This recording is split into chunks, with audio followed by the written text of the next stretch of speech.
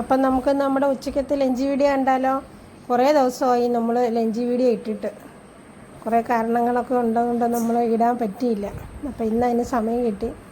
അപ്പോൾ ഇന്ന് അങ്ങനെ നമ്മളിന്ന് ചൂട് കുത്തിരി ചോറ്, പിന്നെ ഇച്ചിരി അവിയലുണ്ടാക്കി.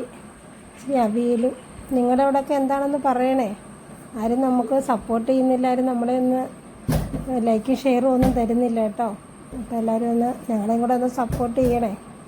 അപ്പം അങ്ങനെ ചൂട് ചോറ്, അവിയൽ, പിന്നെ ഒന്ന് കഷ്ണം മീൻ മേടിച്ചിട്ടുണ്ടായിരുന്നേ.